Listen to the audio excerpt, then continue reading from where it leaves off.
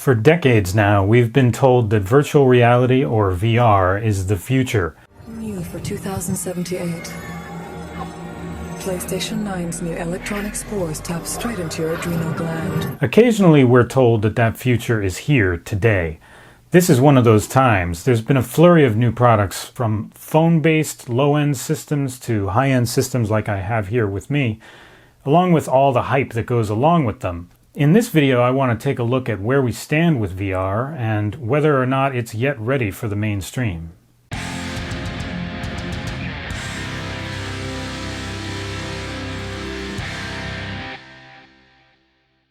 One of my favorite unsung films is 1983's Brainstorm, which stars Christopher Walken before he became so Christopher Walken-y, and Natalie Wood in her final role. In fact, she died before its release. Walken plays a scientist working on a headset that can record and then play back video scenes directly into your brain, complete with all the sensations, tastes, emotions, and everything else exactly as the original recorder would have experienced them. Of course, one of the characters uses it for porn. Come on, you knew it was coming. The film was way ahead of its time, and in most ways the VR in the film is much more advanced than anything even proposed right now, much less on the market. You still can't beam anything directly into your gray matter, you've just got to rely on your eyes. Movies like Brainstorm and Lawnmower Man didn't exist in a vacuum, though.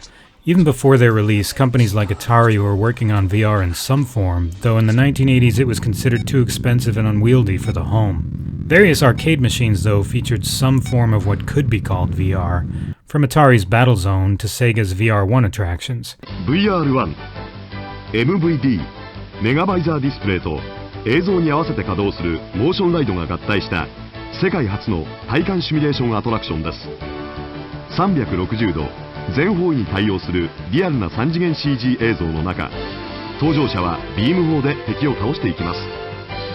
さらにモーションライドの動きにより完全なバーチャルリアリティの VR was already the next big thing. In the early 90s, Sega even had a prototype home system for the Genesis/Mega Drive called Sega VR, with 4 games ready for launch. But the company got cold feet and pulled the plug just before release. No one really knows why it was cancelled, although these were the days when people filed lawsuits because their mice weren't ergonomic enough, so Sega may have been worried about eye strain and things like that. Atari similarly had a headset prototype for the Jaguar, but it didn't make it to market either. A couple of PC headsets also existed around this time, the most notable probably being the Forte VFX-1. Virtual reality is here, and the demand for PC-based virtual reality says it's time to get into the game.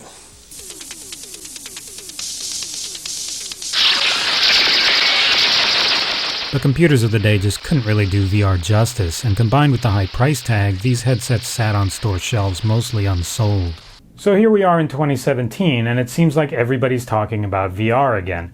Sony, Oculus, which is Facebook, and HTC all have products in the high end, and Samsung, Google, and others have products in the low end. Full disclosure now, I obviously own a PSVR, so that's the system that I'm going to be using for the examples and the game footage that I show. That said, this isn't a system comparison or a review. I'm mainly here to talk about VR in general, although technical capabilities definitely will be part of that discussion. And just a couple little details about the game footage that I'm going to be showing. I'm going to be capturing this through the PSVR's social screen, which is much lower resolution and also appears much smaller in the field of view than graphics do inside the headset itself. You're also only going to be seeing things in 2D, whereas through the headset everything looks extremely 3D. So I guess my main point here is just to let you know that there's really no way to show you just how cool everything looks inside the headset. Hopefully my words will be able to convey that a little bit. Now let's talk a little bit about the hardware. In some ways, the PSVR is the most cumbersome of all the current systems because it relies not just on a big dorky-looking headset, but also on a separate processor box connected via 4 separate wires, including its own power supply. It also requires a PlayStation camera. The PC-based Oculus Rift and HTC Vive don't need a separate processor box, but they do need either sensors or multiple cameras to tell where you are and how the headset's oriented. And all of this stuff needs to be connected to your headset via wires. No matter what you do, you end up looking like you're getting ready to do a moonwalk with your head tethered to your game console or PC like a wannabe astronaut. Now, the PlayStation VR is meant for couch scale or standing VR, where you can play most games sitting on a couch without moving your body too much. This is distinct from room-scale VR, where you actually have to, or can, depending on your point of view, physically get up and walk around the room. But that also means you need to have an entire room clear of obstacles. These are two different philosophies, and nobody's really sure which is going to prove more popular. Next, you're going to want to clear the space of any furniture or other objects, including pets, that could get in the way of your VR experience. Currently, the HTC Vive is the system most geared towards room-scale VR, although the Rift has been expanded to offer it too in slightly smaller dimensions. All of the high-end systems are designed for 60 frames per second or above, and they're all at least 1080p resolution, although the PC-based systems have a little higher resolution. You really need 60 FPS to maintain the illusion of reality, although in my experience resolution isn't nearly as important. But it can be distracting to feel like you're in a virtual world where your character is in need of a new set of contact lenses, and that's what low-res graphics feel like in VR. There are one or two PSVR games that are rendered at what seem like half resolution. Now, I have the PSVR launch bundle, which shipped with the camera, 2 Move controllers that work really well as motion controllers in VR, and 2 Blu-ray discs full of games and experiences. Now, I will say that one reason I chose the PSVR, as my Christmas gift from my lovely wife, by the way, is that there's a consistency of quality to most of its games. In fact, of the 23 games on the demo disc, there are only really 1 or 2 that I just wouldn't consider buying. Sony also seems to have developed kind of a house style for the PSVR. Whereas most PC-based VR games seem to simulate realistic worlds, PSVR games usually go for a more artistic and stylized look, transporting you somewhere that doesn't and really couldn't exist. This may be a way to mask some of the technical limitations of the system, but it works really well. A few games have provided really memorable experiences, and it's been interesting to discover what's memorable and what isn't in VR. It's not necessarily the same thing as a regular game. For example, Until Dawn Rush of Blood is an on-rails shooter. Basically, it's a VR light gun game in the vein of House of the Dead, but in VR, and there's really no way to mess up that formula. Now, I never played the original game in this series, a regular non-VR survival horror game that I assume shares the same characters and setting, but anyway, at a certain point in Rush of Blood, this happens.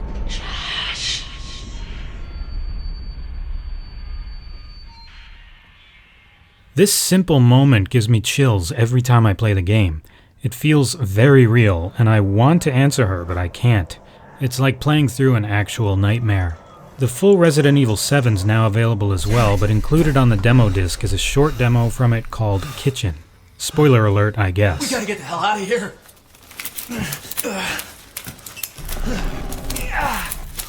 Come on!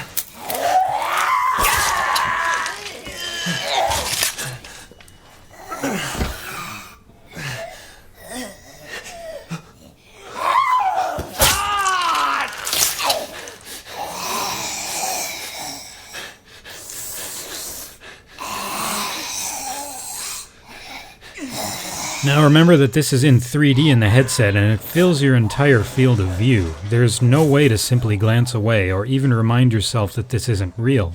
Of course it's not, but on some level your brain thinks it is. My first time through was legitimately terrifying. The 3D is much more convincing than the 3D you might see at a movie theater or on a TV. It doesn't simply look like different planes that you have to go cross-eyed to focus on, it looks like reality. I've been thinking a lot about why this is, but VR seems particularly well suited to horror. Anything shocking or mind-bending becomes convincing in a way it often wouldn't be on a flat screen. Now that might wear off as people get more used to VR and horror shocks just no longer thrill, but I've been thinking about what happens if it doesn't. VR systems will continue to get more and more powerful as we march towards something like a Star Trek holodeck. What type of worlds will people choose to inhabit? Eventually, we'll have MMORPGs in VR, and people will be choosing more or less to live inside those worlds. Actual reality will probably become secondary to some of these people. How will that affect them? This is going to be a topic of real debate going forward. It feels far beyond the effect that a 2D screen would have on a person. You're really inside these worlds in VR.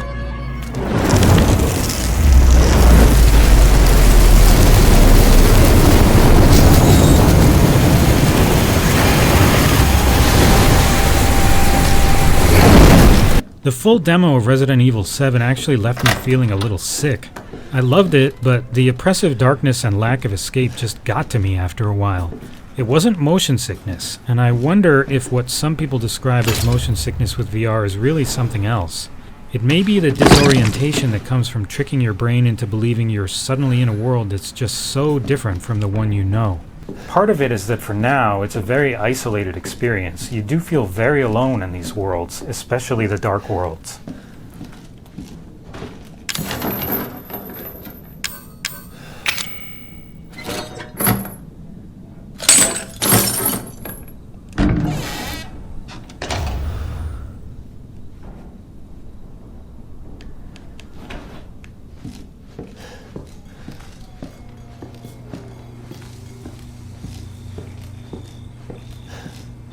That said, probably my most memorable VR experience so far has been Res Infinite, which is the game that really convinced me I wanted a PSVR in the first place.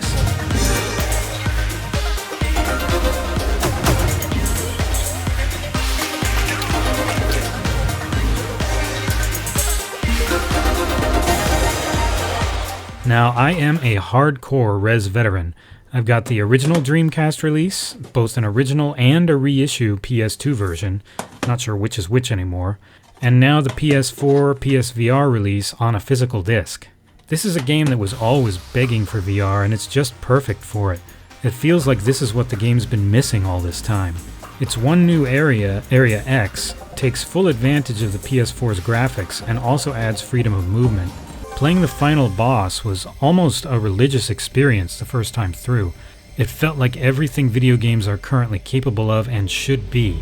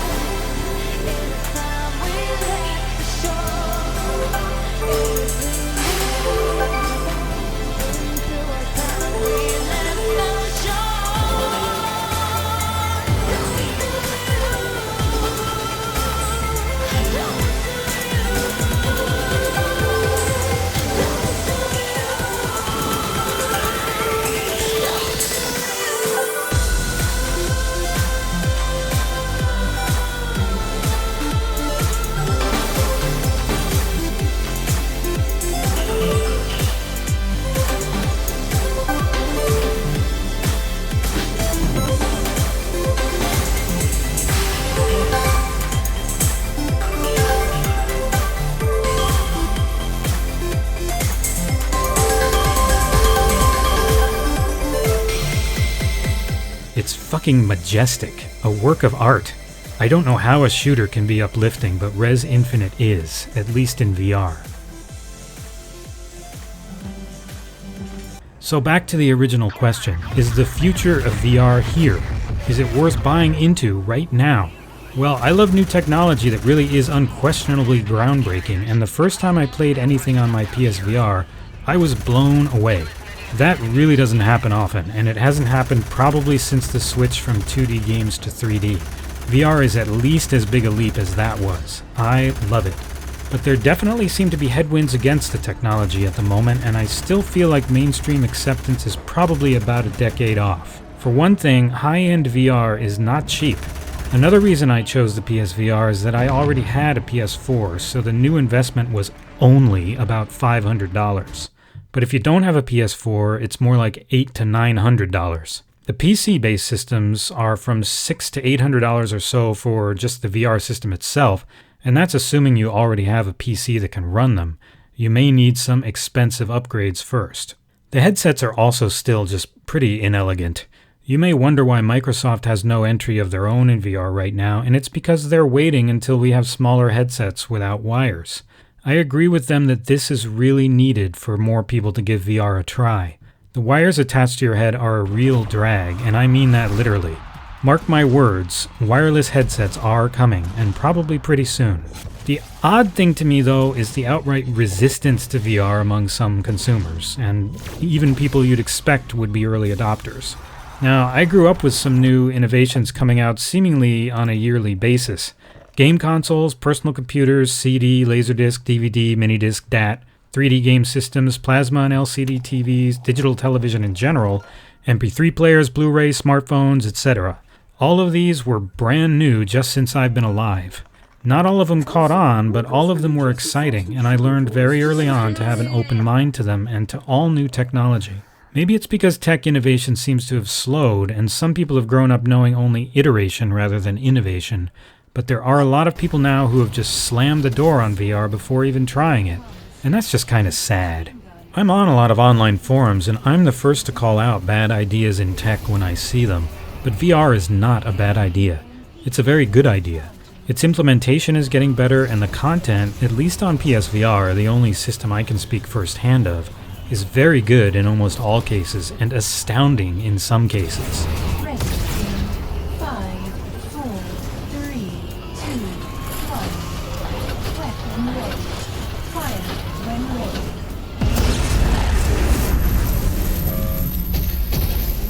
You made it. Well done. So, should you buy it?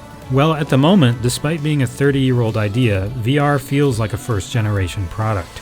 As we've seen from the past several decades, though, it's not going away even if the current generation of systems fails in the marketplace. And every generation will get a bit better, with more immersive graphics, smaller and lighter headsets, and fewer goddamn wires. I should probably mention, too, that Sony's commitment to the PSVR seems about as solid as John Hamm's commitment to John Hamm. Initially projected to sell millions of units over the 2016 holidays, I can tell you from experience that they didn't produce enough to sell more than a few 100,000. I actually had to help my wife find mine for my Christmas present. And while there are a lot of great games for the system already, there aren't that many new ones coming in the future. So keep that in mind. I personally would be happy with only what's available now. There's enough to keep me occupied for a long time. But the PC-based systems are probably going to be the ones to carry the torch for VR over the long haul. They'll just keep getting upgraded. So whether you should buy it now unfortunately falls into that annoying cliche of whether you consider yourself an early adopter. If you want to see a glimpse of the future and you can afford it, then yes, by all means, buy into VR right now. It will give you a fully baked vision of how we're probably all going to be playing games and watching video in the coming decades. There's nothing half-assed about it at this point. It can be an amazing experience. It's fully assed, but it is complex, expensive, and those goddamn wires. So it's totally understandable if you want to sit things out for a while. Just do me a favor and have an open mind about it. Promise me you'll look into it again in a couple years, when we've got headsets half the price, half the size, and wireless. I promise in return that you will not regret it. Meanwhile, I'll be enjoying my PSVR. So that's been my look at the state of virtual reality in general and the PSVR specifically. If you liked this video, don't forget to click that like button below. Also click the subscribe button if you haven't already. And if you are a recurring subscriber, please consider, it's totally optional, but consider supporting me on Patreon. The link is also down in the description below. So that's it for now, and I will see you next time.